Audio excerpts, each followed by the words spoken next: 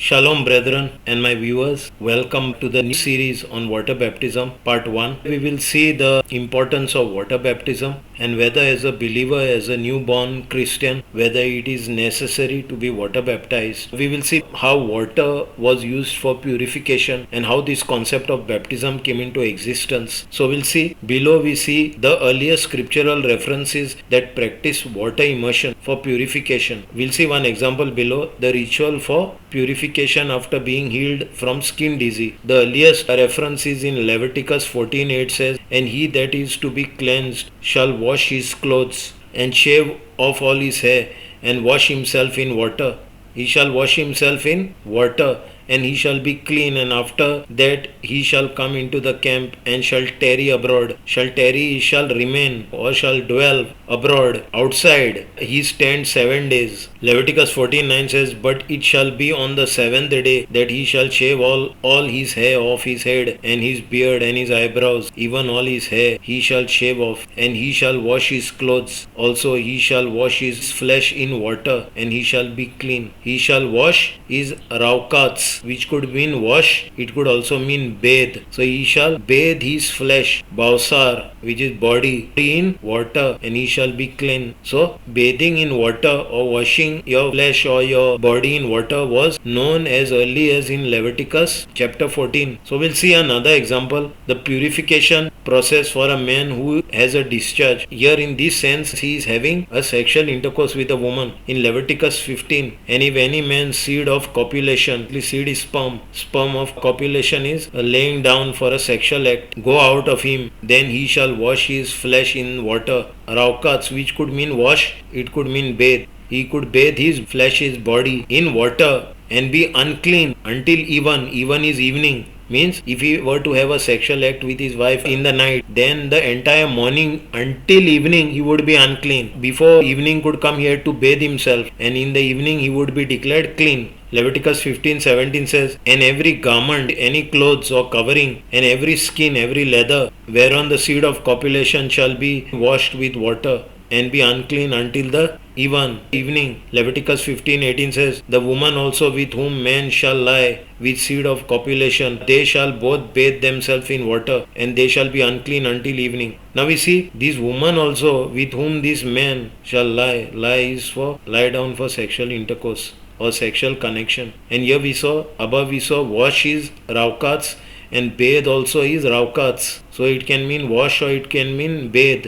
Bathe or wash is interchangeable. It is the same word, raukats. And they shall be unclean until evening. So here we'll see below the difference between ritual impurity and moral impurity before we go further in the topic of baptism. So here we see the Jewish system or the Jewish laws are broken down into three parts. The first is the moral, the second is the civil, and the third is the ceremonial or ritual laws. So to be unclean in this context did not mean a person had committed a sin or was morally wrong. Instead, it was a ceremonial status under the Old Testament purity laws. So when you break a ceremonial or a ritual law doesn't mean that you are sinning. We will see below what it means. Now we'll just highlight on civil laws. I will just brief on that. A civil law could be laws of property and ownership, business ethics and financial laws. It could be contract and labor laws, family and inheritance laws, judicial system and legal proceedings, and it could be social responsibilities and charity. Okay, these are not what we are going to see today. We will see moral laws and we will see the ceremonial, that is ritual laws. So moral impurity, that is sin, things that were wrong in Yahweh's eyes, such as lying, stealing, adultery and idolatry, etc. These required repentance and under the law sometimes sacrifices. Ritual impurity, a temporary state caused by natural bodily functions like menstruation, childbirth, touching a dead body or sexual intercourse. This was not sinful but required washing and waiting before participating in religious practice. Okay, so the difference is between moral and ritual law. The moral laws were all these: idolatry, adultery, stealing, killing, all these are moral laws. But ritual laws are what? Some bodily functions like discharge of the sperm or menstruation discharge or during childbirth the bleeding that the mother goes through. or the touching of a dead body. Maybe you go to the funeral, that is a ritual law, you have become unclean on that day. Then even sexual intercourse. The purity laws in Leviticus were about ritual cleanliness, that is ceremonial laws, not moral wrongdoings, that is ritual purity rather than sin. So ritual laws, ceremonial laws and moral laws are different. In daily life, while they were technically unclean, this did not mean they were restricted from normal activities like working, eating or interacting with others. Okay, these ritual laws, if you slept with your wife last night, doesn't mean you could not do these normal activities like working, eating and interacting with others. But these ritual laws, they had prohibited one thing you could not do. So here we see in the religious context, if they wanted to enter the tabernacle or temple, why I say tabernacle or temple? Because tabernacle was when they were passing through the desert Sinai, and afterwards later on Solomon built a temple. So touching holy objects, offering sacrifices or engaging in other acts of worship, they had to first bathe and wait until evening to be ritually pure. So while the impurity was a daily consideration, it had practical implications mainly for religious participation, not everyday activity. We saw what is religious participation. The daily activity was like eating or interacting with others. It didn't have any issues with that. Only it had issues with anything to do with temple related activities. The violation of ritual laws could lead to spiritual consequences like exclusion from the temple activities or loss of access to God's presence in worship. But it's still distinct, clearly different from moral sin. Meaning, if the person slept with his wife in the night or slept with his wife before evening and attended a religious function or religious service before the sundown, before evening, he had broken the ritual law or he had broken the ceremonial law. But although he had broken the ceremonial law, it is saying it is not a moral sin, but he could face consequences like expulsion from temple activities by the higher authorities, or even if they didn't know, he would not have access with the all-knowing God or not have access to the presence of God because he is defiled and he is entering the presence of God. But even then, he doesn't transgress a moral law. Here, what I am showing you, where water was used for purification, 95% of fresh water is used for washing, cleansing. I am not talking about salt water. Salt water is where marine creatures live in. I am not talking about salt water. I am only talking about fresh water. The main purpose of fresh water is used for cleansing apart from drinking, watering of plants and other activities. So we'll see purification when in contact with a dead corpse, dead body. Numbers 19:17 says, and for an unclean person they shall take of the ashes of the burnt heifer of the purification for sin, and running water, fresh water shall be put thereto in a vessel. Numbers 19:18 says, and a clean person shall take a hyssop. Hyssop is nothing but small plant of the mint family, and dip it in water and sprinkle it upon the tent and upon all the vessels and upon the persons that were there. Where they were, these persons near the dead body, and upon him that touched the bone or one slain or one dead or a grave. 19 verse 19 says, and the clean person shall sprinkle upon the unclean on the third day and on the seventh day. So he shall sprinkle this water on the third day and on the seventh day. And then what? And on the seventh day he shall purify himself and wash his clothes and bathe himself in water. Now you see this bathe is raukats, the same word in Hebrew that was used above for wash. So it is interchangeably, it can be used for bathing or washing. So basically it is bathing, immersing. You put the entire water on your head, you immerse in water. So bathe himself in water and be clean at even is evening. Numbers 19:20 says, but the man that shall be unclean and shall not purify himself, means the person that shall not bathe, shall not follow this rule, that soul shall be cut off from among the congregation, because he had defiled the sanctuary of the Lord, and the water of separation hath not been sprinkled upon him. He is unclean. So what? This ritual is called the water of separation. He shall be cut off. So the above scriptures illustrate the practice of ritual immersion. All the above scriptures we saw, they are showing us the practice of ritual immersion, that is bathing ritual, as a means of spiritual purification, and are some of the earliest references to the concept that would evolve into the ritual of mikveh in later Jewish tradition. Now we'll see below the mikveh, what is this ritual of mikveh. So these above scriptures were the foundation to this mikveh ritual. So baptism is a Jewish as mikveh. The Hebrew word tevilah translated full body immersion, is used in the benediction recited during the mikveh ritual. So baptism has not come in the New Testament through John the Baptist. The tradition of baptism or full body immersion was way beyond centuries before John the Baptist came into existence.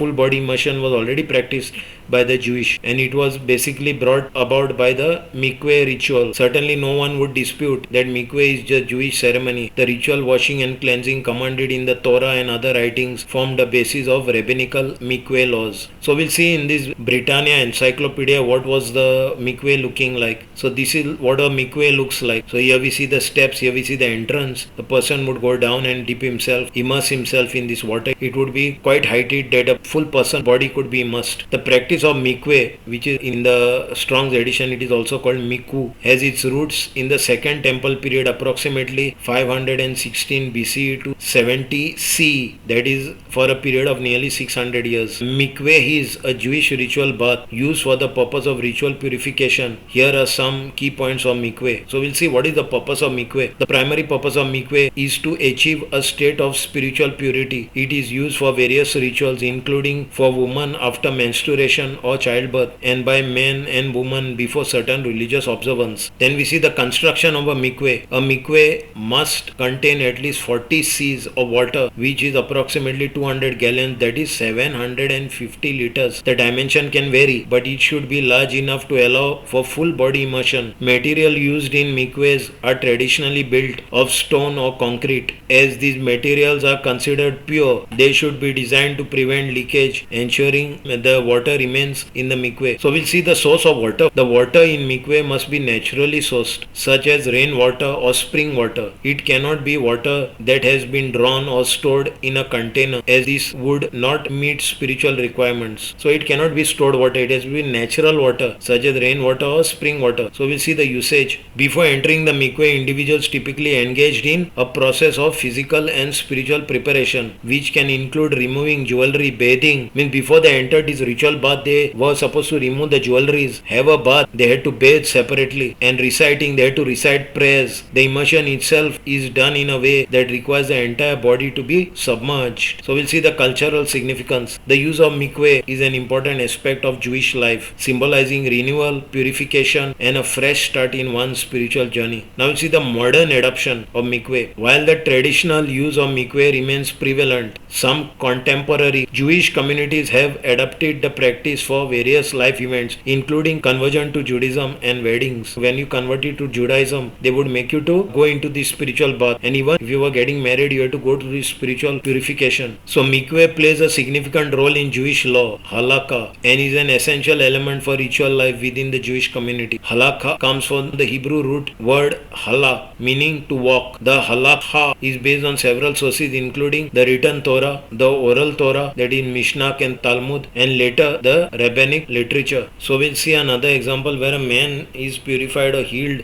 of skin disease after water immersion. 2 Kings 5 verse 9 says, so Naaman came with his horses and with his chariot and stood at the door of the house of Elisha. Elisha is nothing but Elisha. And 5 verse 10 says, and Elisha sent a messenger unto him, saying, go and wash in the Jordan 7 times, and thy flesh shall come again, and thou shalt be clean. Go and wash. Yes, see, wash is the same word as raukats, which could also mean bathe. Immerse yourself in the Jordan and your flesh shall be clean. And then we continue from 5:10 to 5:14. Then went he down and dipped himself 7 times in the Jordan. Dipped himself meaning he immersed himself 7 times in the Jordan, according to the saying of the man of God, and his flesh came again recovered, and like unto the flesh his skin of a little child, and he was clean. So we see another full body immersion. Leviticus 16:3 says, thus shall Aaron come into the holy place with a young bullock for the sin offering and a ram for the burnt offering. 16 verse 4 says, he shall put on the holy linen coat, and he shall have the linen breeches upon his flesh. These linen breeches are a clothing covering the private parts, upon his flesh, and shall be girded with the linen girdle. Girdle is a linen belt. a cloth belt, and with a linen mitre is a turban, shall he be attired, he be dressed. These are the holy garments. Thereof shall he wash his flesh in water, and so put them on. So he shall first wash his flesh in water, he shall wash his body, he shall bathe self, and then put them on. He shall raukats, he shall bathe his body in water, and so shall he put on the outfit or the clothes. Now we'll see other washing rituals, but not full body immersion rituals. So Exodus 13 verse 17 says, and the Lord spake unto Moses, saying, 13 verse 18 says, thou shalt make a laver. Laver is a wash bowl of brass, and his foot of brass, means the legs of the wash bowl of brass, and wash withal, and wash. Here it is raukat, but here it is not bathe, here it is wash. And thou shalt put it between the tabernacle of the congregation and the altar, and thou shalt put water therein. Exodus 30 verse 19 says, for Aaron and his sons shall wash their hands and their feet thereat, in this bowl of water. And Exodus 30 verse 20 says, when they go into the tabernacle of the congregation, they shall wash with water, that they die not. Or when they come near to the altar to minister, to burn offering made by fire unto the Lord. Exodus 30 verse 21 says, so they shall wash their hands and feet, that they die not, and it shall be a statute forever to them, even to him and to his seed throughout their generation. So this washing ritual of hands and feet of the high priest, even of the priest, were to be done forever, whether they came to minister in the tabernacle or whether they ministered by burning an offering at the altar. They had to wash their hands and feet. So now we'll see the specification of the laver, or this washing bowl. So the laver, according to some traditional interpretations and Jewish sources, the basin was typically about 1.5 meters, that is approximately 5 feet high, and with a diameter of about 2 meters, that is 6.5 feet wide. However, these specific measurements are not explicitly stated in the biblical text and may vary based on the later interpretation. So here we see this is what a laver looked like. The high priest or the priest had to wash his hands here, a ritual washing, and here they washed their legs. The priest himself had to do this. No Levite were to come and help him. He were to do it himself. So we'll see what is the difference between above mikveh and the laver. While the mikveh is designed for full body immersion and spiritual purification, the bronze laver served a different purpose, emphasizing the practical aspects of purity for the priest in their service to God. So brethren, here we saw today, before mikveh originated the various scriptures in Leviticus and Numbers which spoke about ritual washing. Later on we saw that mikveh, this full body immersion ritual, originated from these above scriptures. And then we also saw that God had commanded, after their physical bathing, before performing any religious ritual, the priest and high priest had to wash their hands and feet. So hereby we will end with part 1 on the topic of water baptism, and we will continue in part 2. Until then, Shalom.